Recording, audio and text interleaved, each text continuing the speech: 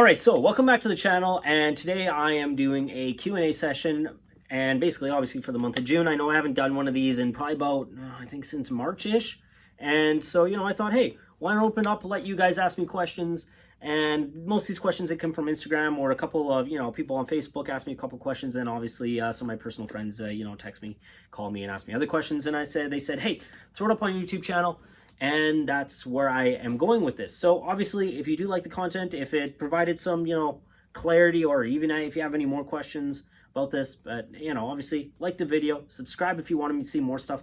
I am making more videos about my Prelude. I am actually currently working on a sub box for one of the subs that I purchased, and which will be going into my Prelude. So if you want to know how to make a sub box, I'm going to make a video on that.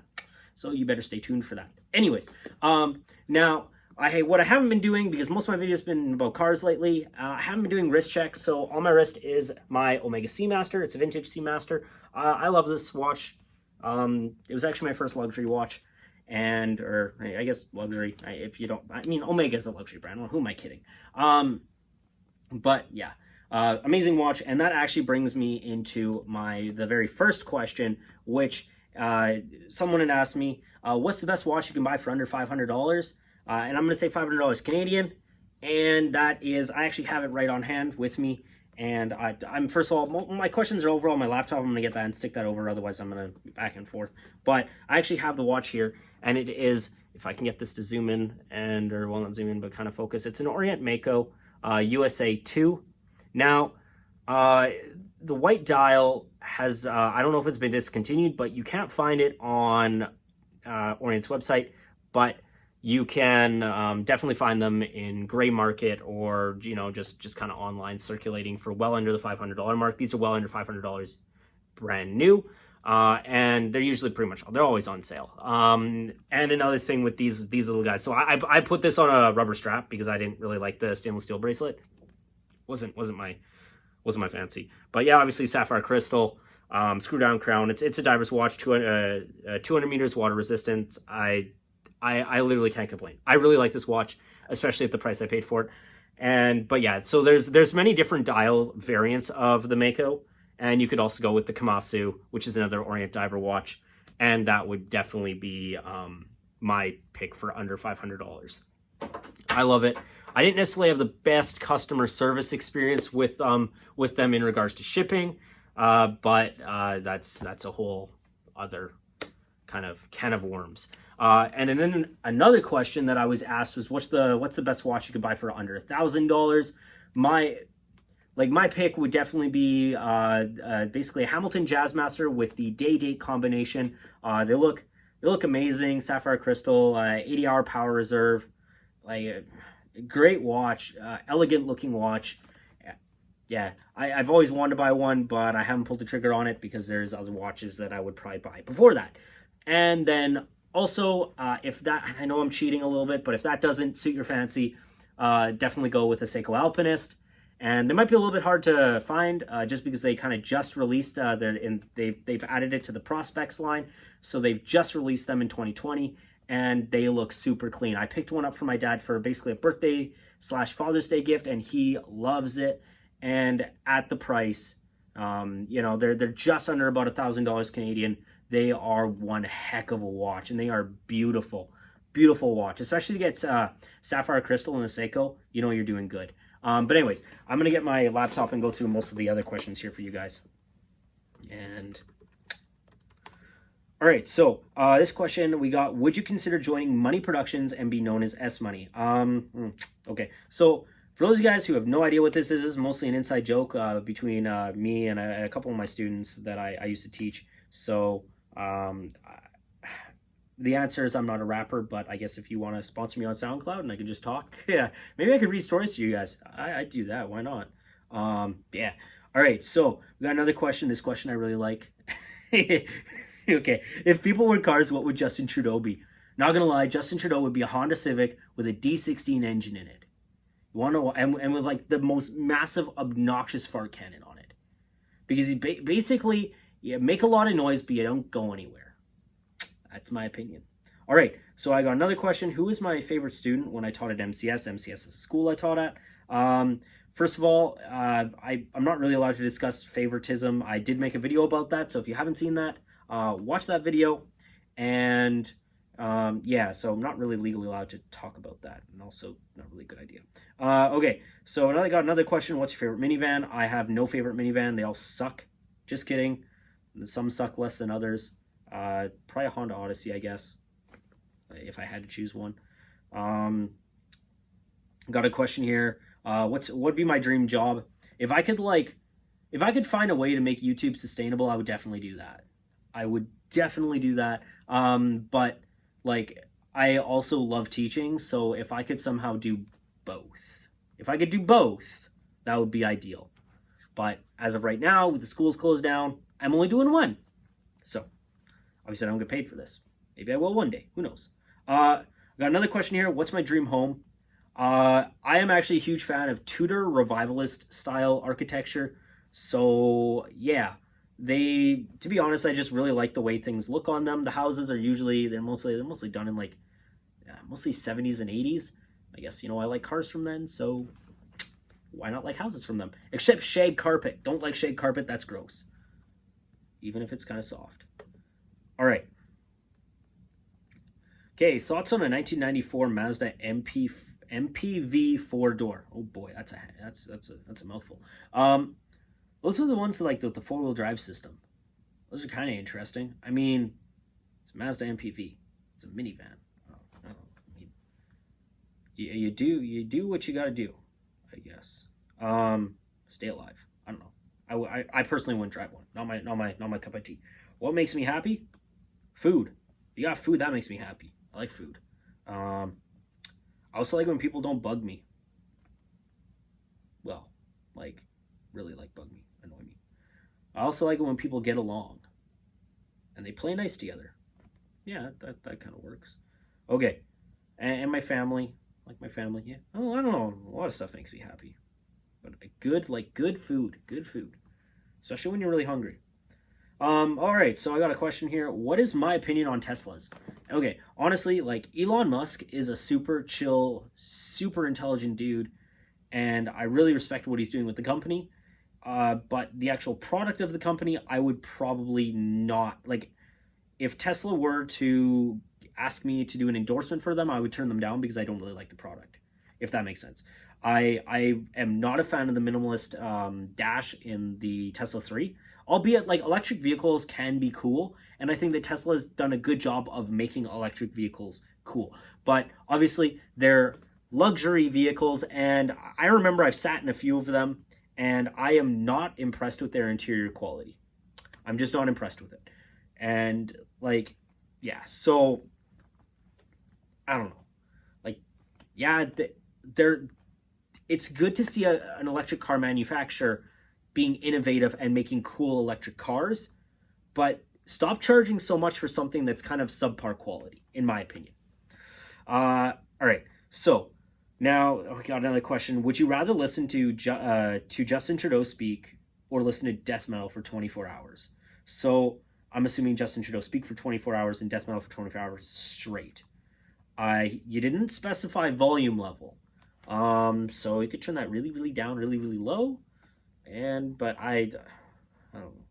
Like, not gonna lie, with all like the our wonderful pandemic garbage where we get like daily updates from the dude sitting around telling us what to do and what not to do, like, I'm gonna go with death metal. I'm tired of that guy's voice.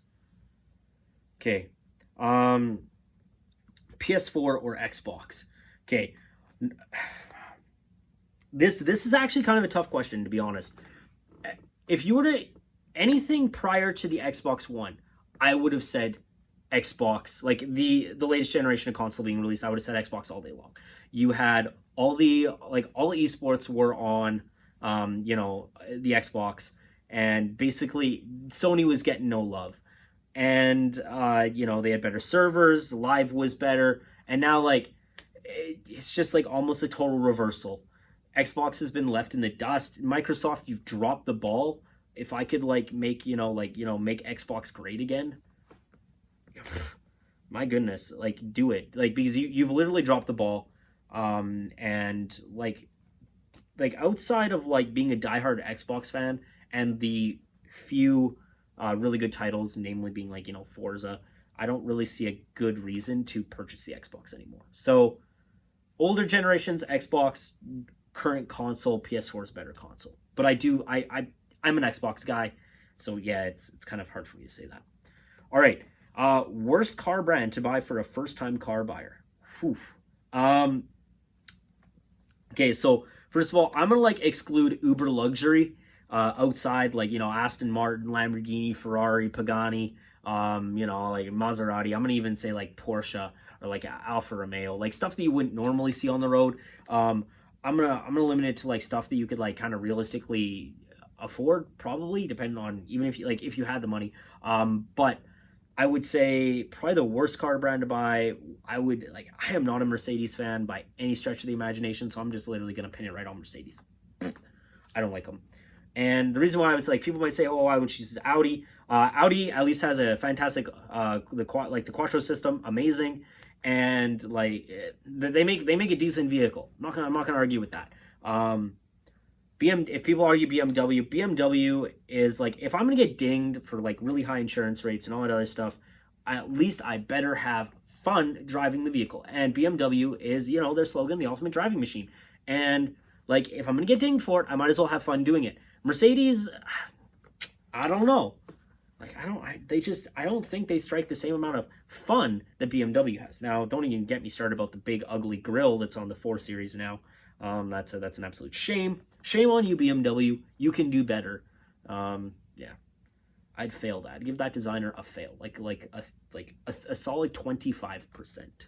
It's like, congratulations, you tried.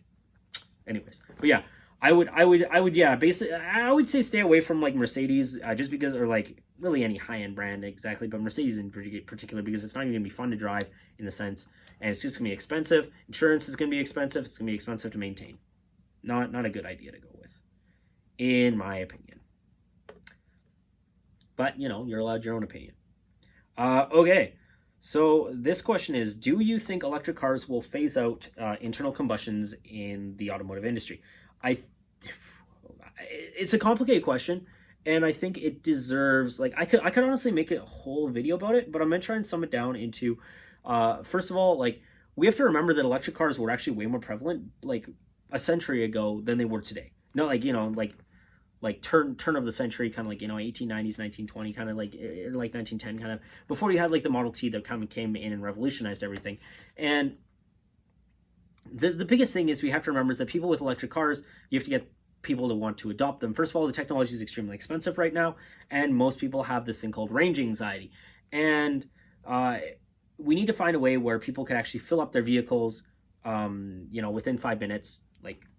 Charge the vehicles in the same amount of time it takes you to fill up a conventional gas tank.